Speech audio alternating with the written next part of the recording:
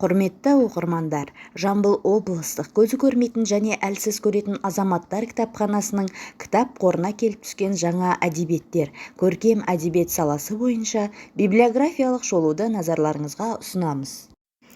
Болат Бекжанов, «Болмайды ғой», бірінші том, әңгімелер Алматы Нұр Әлем баспасынан 2018 жылы басылып шыққан, 176 беттен тұрады.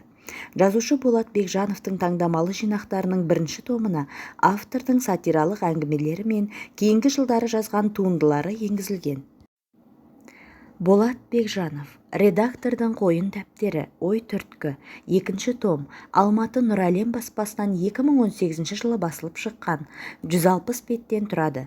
Жазушы Болат Бекжановтың екінші томына автордың түрлі басылымдарда бас редактор болып қызмет атқарған жылдары, өмірдің әрқилы сәтінде көңілге түйген көріністері сөз болады. Болат Бекжанов, өмір, драма, драмалар жинағы, үшінші том, Алматы Нұр Әлем баспасынан 2018 жылы басылып шыққан, 168 беттен тұрады. Жазушы, драматург Бекжановтың таңдамалы жинақтарының үшінші томына автордың драмалық шығармалары енгізілген.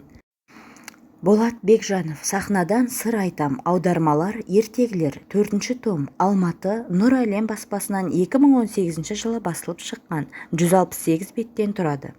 Жазушы, драматург Болат Бекжановтың таңдамалы жинақтарының төртінші томына автордың орыс тілінен аударған драмалық шығармалары мен балаларға арналған ертегі пьесалары енгізілген. Болат Бекжанов, құс жолынан жыр төктім, поэзия, бесінші том, Алматы Нұр Әлем баспасынан 2018 жылы басылып шыққан, 168 беттен тұрады. Ақын Болат Бекжановтың таңдамалы жинақтарының бесінші томына автордың әр жылдары қаламынан туған, сондай-ақ кейінгі жылдары жазған туындылары, әнге арнап жазған өлеңдері енгізілген. Автор өз жырларында еліне, халқына, туған жерге, досқа, сондай-ақ махаббат тақырыбына арналған азаматтық, лирикалық толғаныстарын поэзия тілімен өте әсерлі жеткізе білген.